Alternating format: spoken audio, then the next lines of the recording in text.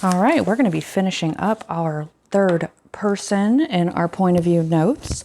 We're going to be doing third person omniscient or omniscient. You can say it two different ways. We're going to read the passage for our first read, just to read it. Our second read, we're going to cross out the dialogue. And our third read, we are going to focus on the pronouns. Now, these are the same pronouns that we were talking about before when we're talking about third person.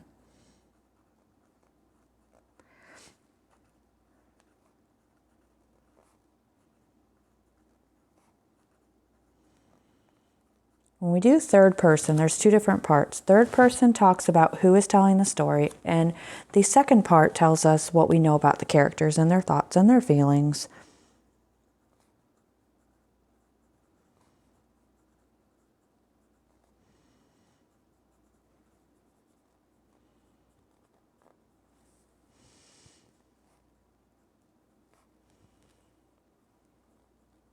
Okay.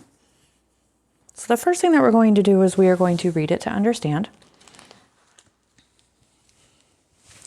Something doesn't quite look right, Brooklyn said to herself. Today was Mom's first day of classes, and Brooklyn had decided to surprise her mom by making supper. She was so proud of her mom for returning to college to finish her law degree and wanted to show her support. Brooklyn knew that if she made supper, it would allow her mom some extra time to study that evening. Brooklyn heard her mom unlock the apartment door with her key. "How was your day?" Brooklyn asked eagerly. "Horrible. I'm much too old for this," was what Mrs. Jacobs wanted to say, but she managed to force a smile. "It was okay. It'll take me a bit to get adjusted to this new schedule, but I know I can do it." Brooklyn could see that her mom was feeling overwhelmed and exhausted. "Look, I made supper for us. How thoughtful," said Mrs. Jacobs, walking to the stove. "Since when did you learn to cook?" "I learned by watching you," Brooklyn said proudly. "I took the hamburger you had in the refrigerator and put it in the pan, and then opened the manwich can and poured it on top of the meat, and I just started to cook it." I think this is they wrote the wrong person's name. This should say Mrs. Jacobs. Eyes grew wide. She paused, trying to decide what to say. She was proud of Brooklyn for trying to cook supper, but she knew that this raw meat could not be eaten any time soon. "This is the right idea, but you should have browned the meat first, honey." Brooklyn's heart sank. I knew something wasn't right. So we're going to be looking at the dialogue. We're going to cross it out. Not the sideways thoughts, just what is in the quotes.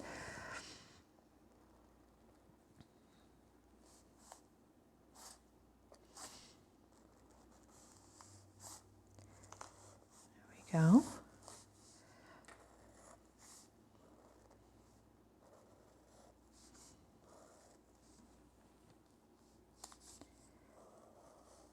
Let me see. Keep going. There we go. Okay.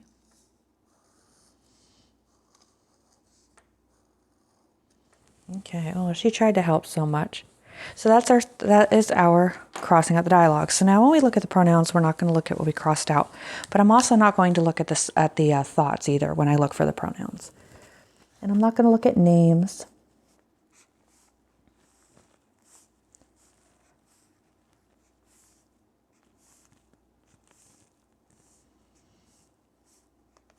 Lots of she's and hers. Her mom, her key. She managed. Her mom.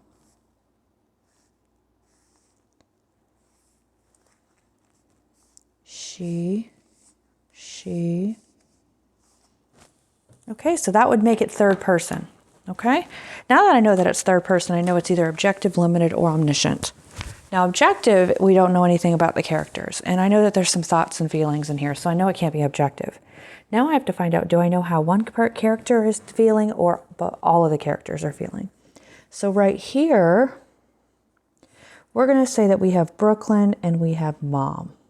Okay? I'm going to put a B and an M. So this is Brooklyn's thoughts.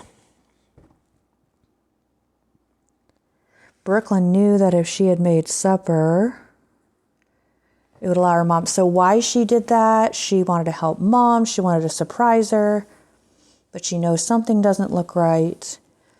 It doesn't have to be sideways italicized words to show what they're thinking. It's the narrator is telling us what is going on.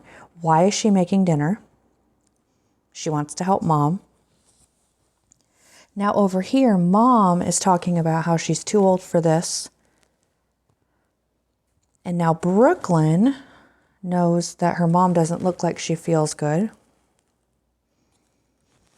And over here, mom says she tried to decide what to do. She was proud of her, said how she felt. So we know the thoughts and the feelings of two characters, which are the two characters in the story. So that means that it is omniscient, because we know the thoughts and feelings of all the characters. If we only knew one of the characters, it would be limited.